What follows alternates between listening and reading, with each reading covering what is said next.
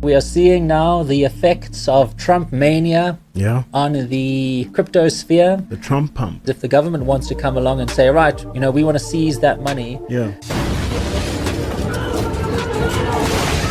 BTC people are going to have to now come to the realization that their worst nightmares are coming true. Max Kaiser and everybody says, you don't change Bitcoin, Bitcoin changes you, Donald.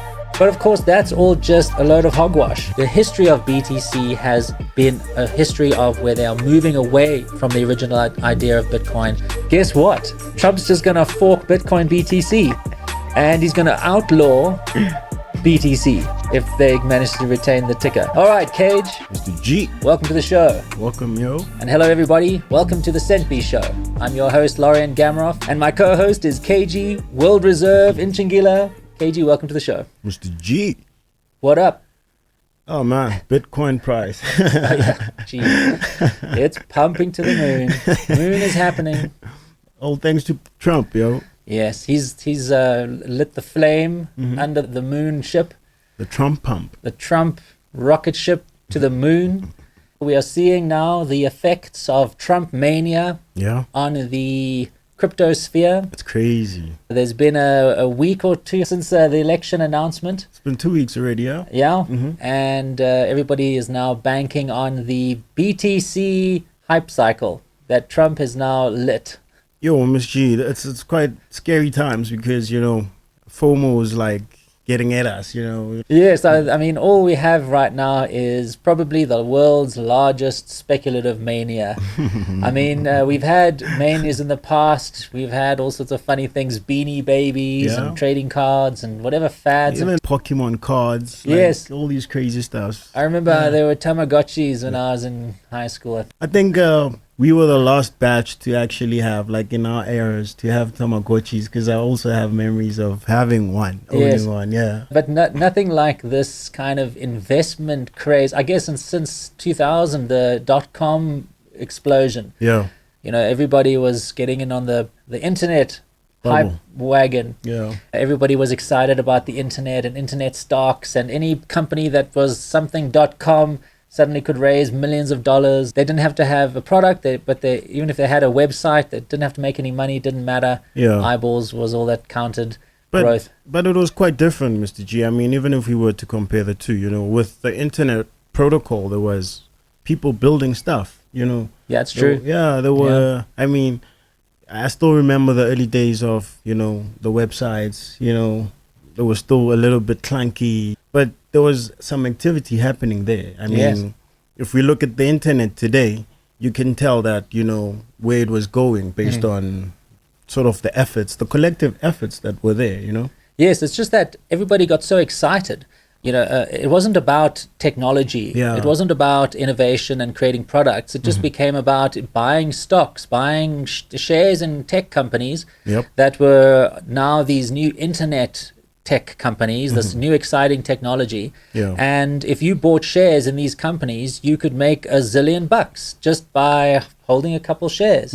And this just grew and grew into this enormous bubble in 2000, 2001. It popped, and the NASDAQ collapsed, and it was a great big financial bust that happened. A lot of people got wiped out, and crypto just looks exactly the same. You said that people are building, and they were in those days, on the early days. I was one of those. I was making websites. I wanted to get into this new thing, websites in the 90s.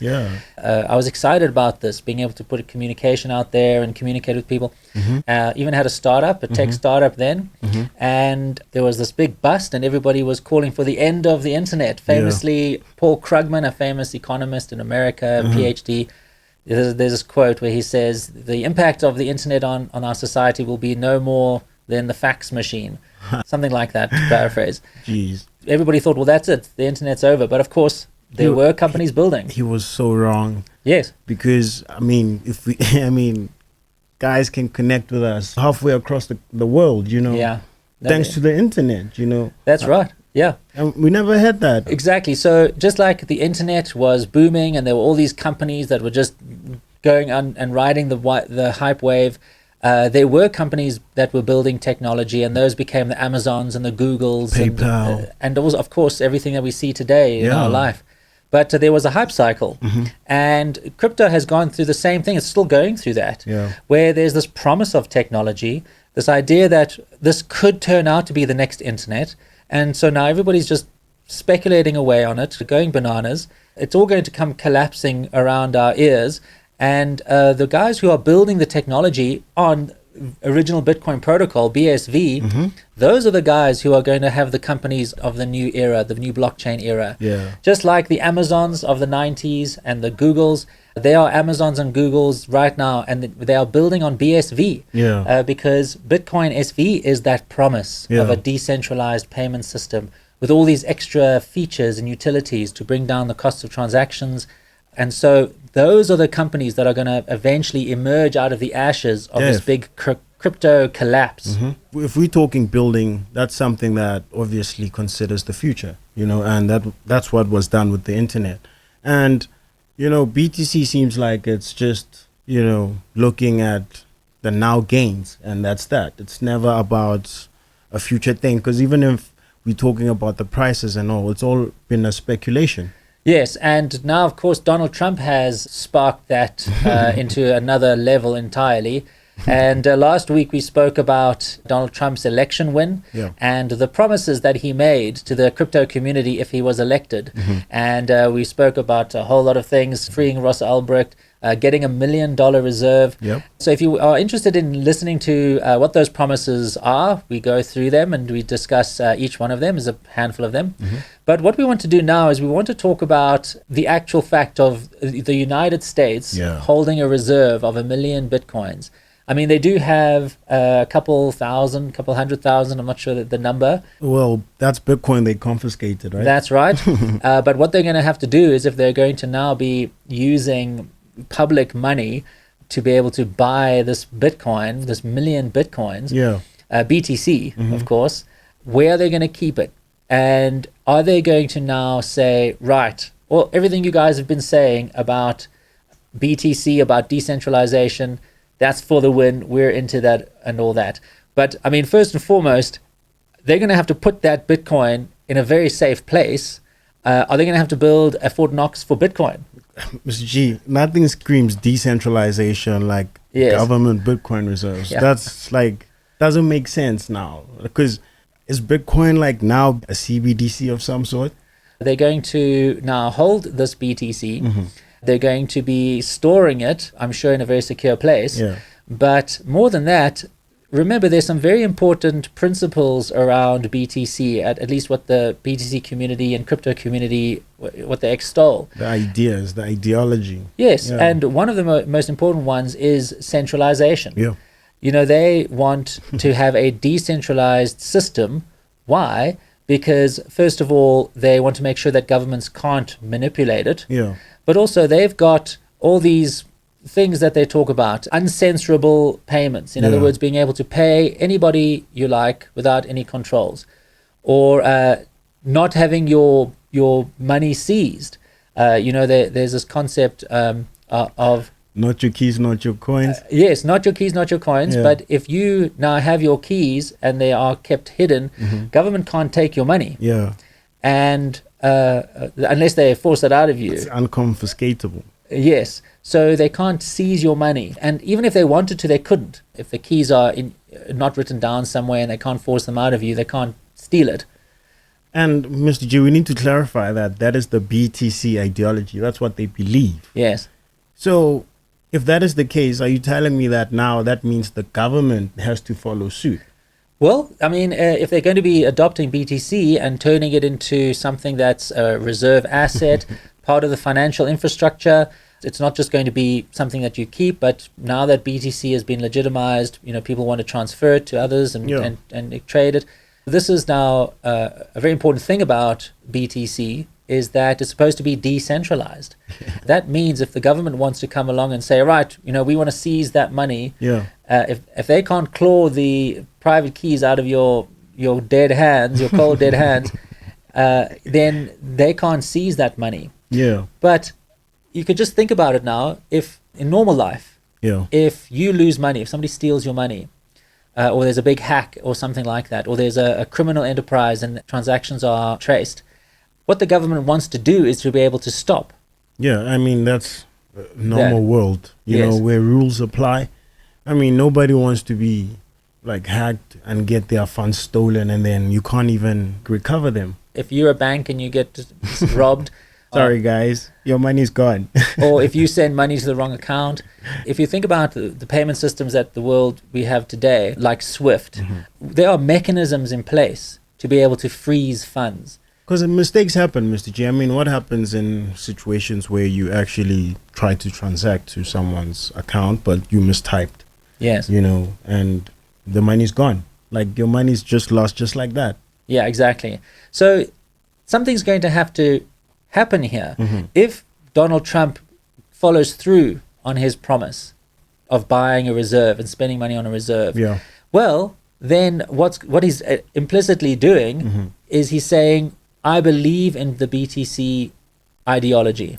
If now a man in his position is saying the government must have Bitcoin reserves, that means they adhere to whatever ideology they have. That's right. Yeah. So he is not only saying that he believes that Bitcoin BTC is an asset that can grow in value, Yeah. but he's also now adopting the ideology around it. Yeah. The decentralization, the concept of code is law. But Mr. G, no, man, that's contrary. Because if we're talking government, you know, it's always centralized in terms of its functionality. There needs to be a way of control. Yes. And so now we're going to be sitting with an interesting conundrum in the BTC community, because right now, Yeah. everybody in BTC is just on the moon right now. They are already imagining themselves driving their Bugattis on the moon. And they are just so excited and happy about the fact that now finally BTC is being legitimized. There's a president of the world's superpower that's going to be legitimizing it by buying it and storing it and committing to innovation in the BTC space, lighter regulations, the works, even to the point where they free Ross Ulbricht, who was the founder and manager of the Silk Road. Yeah. Yes. So what Donald is now doing by acknowledging Bitcoin BTC and saying, I see it as a thing of value, he is now legitimizing all the rest of the stuff that comes along with it. Mr. G, this is like taking a bull and putting it in a china shop and expecting it to just follow the rules, yo. Well, I mean, the thing about BTC is there are supposed to be no rules. Yeah. That means when this happens, when the United States now acquires this, they are going to want to make sure that all the existing checks and balances Yeah. that are in place in the financial system, being able to trace payments, being able to seize payments, Reverse payments. recover stolen funds, Yes. those things are now going to be enforced on top of BTC. Which only makes sense because that's how the current financial system works. Because we always need to put ourselves in a position of the victim. Yes. What happens if you're the one who, you know, loses their money? Right, Yeah. exactly. But they're not thinking like that. You know, they're just thinking moonbags. Yeah. They're not now thinking about the consequences of this. So, in fact, what is going to happen is that BTC's worst nightmare, and I'm talking about the community around BTC, Yeah. everyone who believes in Bitcoin as crypto, untraceable, unconfiscatable, uncensorable. I mean, you know the whole thing, permissionless, blah, blah, blah. The mantras. All that stuff. And they are saying, great, you know, this is so exciting. Now we're going to be rich. But what's going to happen next is now the government's going to come down on everybody and say, all right, guys, you want this thing? We've got this thing now. We're going to legitimize it. And you tell me it's not confiscatable? Change it. Go and write code. Go and get your miners to upgrade the systems. Because if you don't, we're going to come and shut you guys down. That's why I was asking initially, Mr. G, that what is BTC like sort of like changing its way to be a CBDC? Because its affiliation to the government literally converted to that. So just like a CBDC would be a controlled currency in the United States, now they're going to want BTC to also be a controlled currency with KYCs. Know your customer. Every single person who transacts in BTC now, we want to see some ID. Yeah. Oh, you want to do more than $1,000 a month? We're stopping you. Yeah. Oh, we're noticing that you're sending money to this website. We're shutting down this website, and we're going to come for anyone who's sending money this way. They also want some form of control to that extent. If you look at the current system, whether it's through like with Swift, credit cards and all of that, those systems are already in place. Yes. So why would it be so, foreign for them to actually want to implement it on BTC? I mean, it's a given. But it's also completely anti to the ideology around BTC. Yeah. They're not libertarians, they are anarchists. Libertarians don't like the idea of a currency that is anonymous, that is untraceable, that anybody can do anything they like with it. They can send money to whomever they like, anywhere in the world. That's not a libertarian ideal. Because with every liberty, there's responsibility that comes with that. To say that BTC is a libertarian currency, it's not. It's anarchistic. Yeah. Anarchistic means no controls, and that is precisely what BTC are always going on about. No controls. This is weird, man. This is like a blind date between a hacker and a government official. It's like those will never work out, man. Yeah, exactly. So BTC people have to now come to the realization that by Trump adopting BTC, it doesn't mean that you're just going to get richer and richer and your life is going to get better and better and you can do whatever you want. Now what's going to happen is there are going to be forces in play that are much greater than what people think BTC is resilient against. I mean, the government. We're talking the government. The United States government with their FBI's this and is the CIA's. Uncle Sam is in it now. Now he's in it. Now he wants to play. He wants to be involved. Yeah. So BTC people are going to have to now come to the realization that their worst nightmares are coming true. And government is going to come to BTC. Now, that being said, I want to say something interesting. Because that is, in fact, exactly what Bitcoin was meant to be.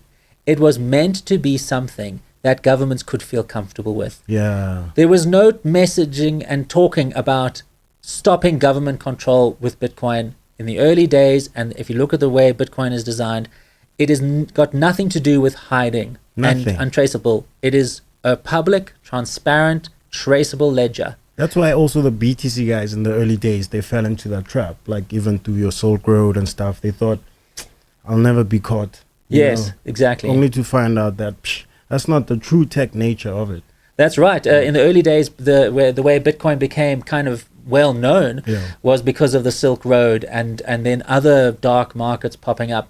And a lot of the articles in those days, we should pull some of those up, it would talk about this anonymous cryptocurrency or this anonymous internet money. I don't even think the word cryptocurrency was it wasn't, That was the idea, that Bitcoin was anonymous and uncontrollable. And even though it turned out that was the complete opposite, people have stuck with that message. That's excited all the people who are when we talk about the OGs in Bitcoin, we're not talking about the OGs, in other words, the original guys who were wanting peer-to-peer electronic cash.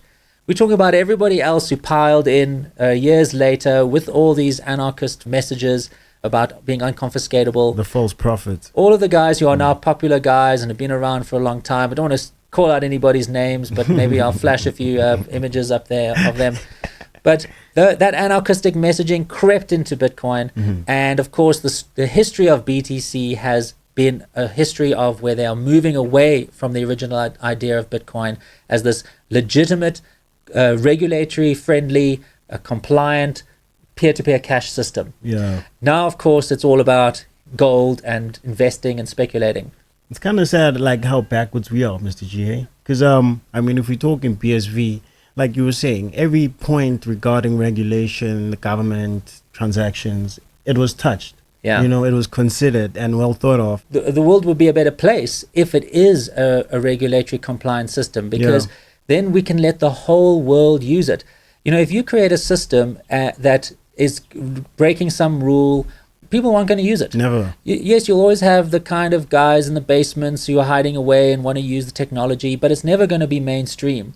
And if Bitcoin is going to touch the world, if it's going to impact the world positively, if it's going to provide low-cost digital cash payments to every person on the planet and boost the economy in that way, by allowing people to receive payments from other countries, cross-border remittances at very low cost, That is going to massively change the world for the better. But yet BTC, of course, they don't care about the world.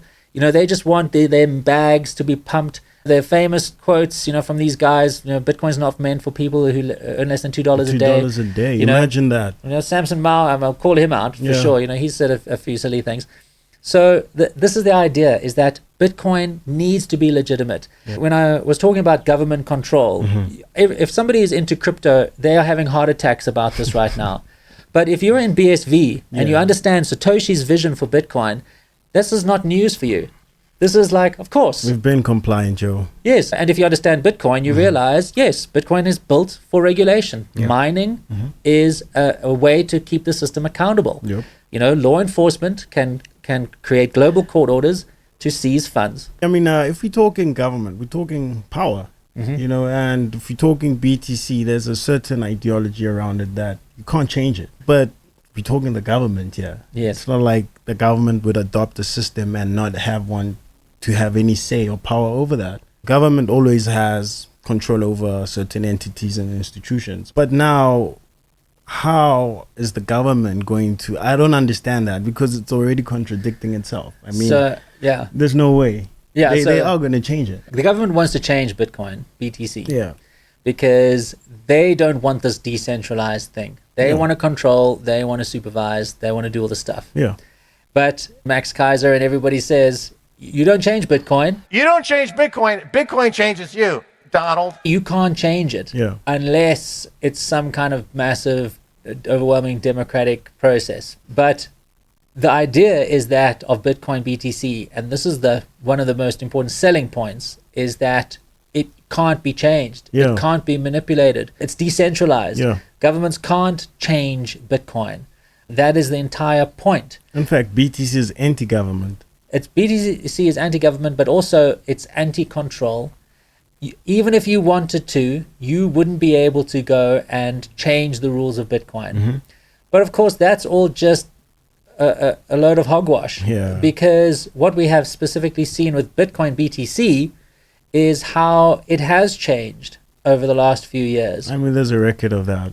The reality is that that's exactly what has happened, that a few people in the BTC community have made radical changes to Bitcoin over the years. One of them is the segregated witness change, where they made a change to Bitcoin where the signatures are not stored along with the transactions in the blocks. They created the replace by fee, where if your transaction is stuck and not being broadcast and not being processed by the miners because it has a too low fee, then what you can do is you can rebroadcast that transaction with a higher fee, hoping because of the miners' limited block sizes that they will pick your transaction to go into the block. And then, of course, Taproot. There are so many things that have happened to BTC along the journey in the last 10 years that have been radical transformations. Yeah. I mean, I wanted to say, Mr. G, that, I mean, we have a record of major changes when it comes to BTC.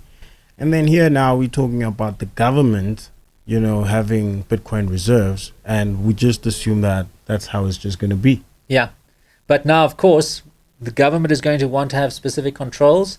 We've already seen how in BTC that they don't care about the protocol or anything like that. Yeah. If there is enough consensus within this small elite group to make an important change to Bitcoin, they're going to do it.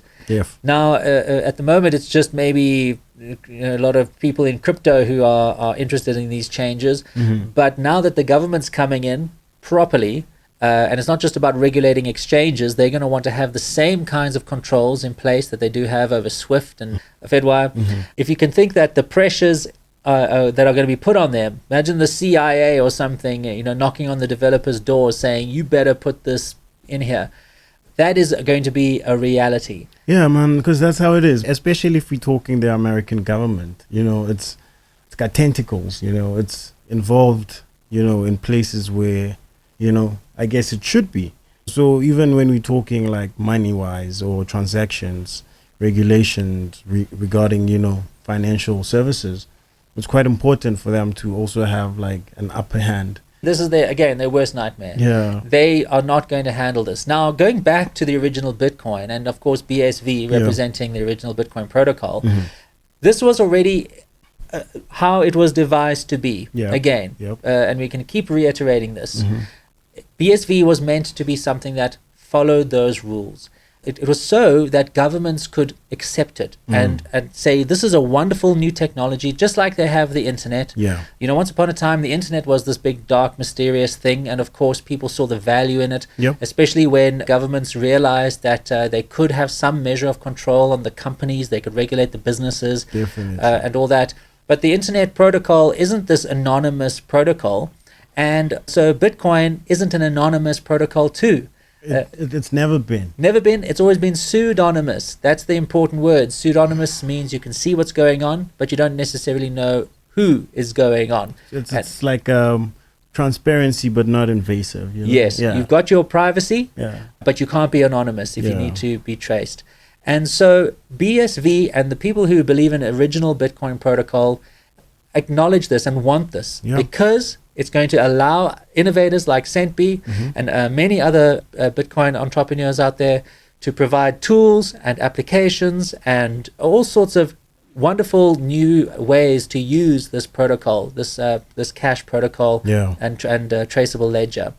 If your tools comply with the rules, then those tools will thrive. The fact of the world is that there are rules. They are. Whether you like them or not. The government puts rules in place, and you might hate those rules, but you can't do a thing about them. You have to follow those rules. And if Bitcoin is going to succeed, whatever the rules are that are out there in the world, again, whether you like them or not, Bitcoin, to succeed, needs to follow those rules. And Satoshi Nakamoto thought of those rules. And the people in BTC have no idea about those rules, but they're going to find out now that the government is moving beyond just talking about regulating businesses and licensing, but now the government's got their fingers in the pie, and they're going to be figuring it out and trying to make sure that it conforms to the rules that have been in place for decades around payments. I mean, it's pretty obvious, Mr. G. No government is going to want to adopt, you know, any form of technology they don't have any say or control over. Yes. So now what's interesting, though, is let's just say, again, we don't know if Trump is going to follow through on this promise, but let's just now put ourselves into the future, a couple of years ahead. Let's say he decides to put in place some important changes to BTC. We've been through this before, of course. What happened was there were what are called the forks. And when BTC first made changes to the Bitcoin protocol, there was a fork. There was the Bitcoin Cash, which stuck to the original protocol. And then there was the Bitcoin BTC with the changes in it. And of course, Bitcoin Cash down the line also made changes to the protocol, and BSV remained on the original protocol. Yeah, I like the fact that, you know, that's how we must phrase it. It remained. Yes. BSV is not new. Exactly. It's not an altered or changed version. No. So if BTC pundits are now all pumped about Trump, but they are fixated on this ideology of decentralization, guess what? Trump's just going to fork Bitcoin BTC, and he's going to outlaw BTC if they manage to retain the ticker. Probably not, because he's also just thinking about symbols on exchanges. So this looks like it's going to be something that drives another wedge into the crypto community. As for Mr. G, at this point, we could be prophets, man, because that's where it's heading. Yeah. That's what happened with Ethereum. You know, there was the DAO hack. That's right. There was a decentralized autonomous organization. That's just a fancy way of saying there was some software out there that had some rules running. It's not a real business, yo. Yeah. And what happened was people were depositing Ethereum, Ether into this smart contract, millions of dollars worth. And of course, a hacker found it and exploited it. And what happened? The people who are the big guys there in Ethereum, and they said, well, we need to get this money back. But I thought code was low. But they want the money back. And what did they do? They rolled back the Ethereum blockchain to recover those stolen funds. And there were the ideologues who are still around today saying, no, we need to stay pure to Ethereum's code is law rule, the crypto rule. And now we have Ethereum Classic. BTC is going to be changed in the next few years if Trump follows through, and we're going to end up with another crypto version of BTC. At that point, BSV will be far, Mr. G, because, you know, it's not like it's a playground where there's no activity. Yeah. There's much utility happening here, you know, and adoption. So, guys, also remember to check out the app on the stores. Remember to plug your friends. This is the real BSV plug, yo. Don't let them tell you otherwise, yo. Mobile money on fire. And so everybody's excited about Trump and the United States now looking to purchasing 1 million BTC for this reserve that they're going to hold. And of course, everybody out there is now thinking this is their time. Finally, BTC is going to go to the moon. Whatever number that is, doesn't seem like any number is enough. And everybody will be rich and the world will be a wonderful place. So if the United States does adopt Bitcoin, BTC as a reserve, there's going to be a lot of questions to ask. Is Trump going to be happy with this idea of decentralization, or not your keys, not your coins, or unconfiscatable payments, unseizable, untraceable payments? It doesn't seem likely. Never. People in BTC should be careful for what they wish for, because now there's going to be a lot more government scrutiny about the rules around BTC and how it operates within the existing financial infrastructure. So be careful for what you wish for. It doesn't seem likely that, first of all, that Trump is going to follow through with this reserve. Yeah. But if he does, it seems like there's going to be another great wedge driven in between into BTC to carve it up perhaps into two different coins. Maybe it's not all just golden moonbeams and happy sunshine once the government starts accumulating all this BTC. Yeah, Ms. G. I mean, it's getting scary already because doesn't seem realistic the way the numbers are pumping, yo. Oh yeah, Ms. G, we're gonna be stepping into this week's socials. Oh yeah, our first one comes from Crescenda. What's up, Crescenda? Hey, Chris. She's saying, this is my favorite channel for anything related to Trump and reviews and coverage of Bitcoin. Well, we don't want to make this the Trump channel. Yeah, no. This is the third time we're having a show that's talking about him. But I mean, he is important. He's now going to be the next, American president. Yeah. And he's now playing with crypto bros. So, we might talk about him in the future again. Funny enough, our follow-up comes from Drew Bantic. Oh yeah, by the way, thanks, Crescenda. So Drew Bantic is saying, could Trump be continuing the art of war with his apparent support of BTC? Look, I mean, who knows what Trump is doing? It just seems that he's, on the campaign trail, and he was promising everybody everything. Pumpermentals. And so who knows what game Trump is playing. I think the only game he's thinking about is the game to win. Straight up. It's been Trump pumping coins into people's pockets, but we'll see where that ends. Cool. Thanks, Drew Bantic. Our third one comes from the BSV Godfather. What's up, BSV Godfather? One of our regulars, yo. They're saying great solid content week by week. One of the best BSV shows out there, 100%. Thanks, BSV Godfather. Yes, well, we definitely want to bring it, and we're not afraid of working, and we want to make sure that you guys get a lot of value out of this show. We're all on this journey through life, and we can be passive observers, or we can be people who affect change. Yeah. And we don't want to be passive observers in this Bitcoin battle. We want to fight for Satoshi's vision. Satoshi's soldiers. And so part of our fight is bringing content to you guys, so we appreciate it. Let us know, if you have any things you'd like us to discuss. BSV Godfather, we appreciate the comment. We'll be here again next week.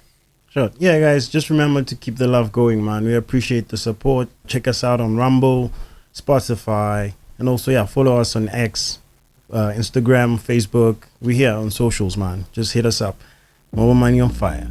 Mr. G, I think we've come to the end of our show. All right, cool. Well, thanks, Kage. Thanks for another great show.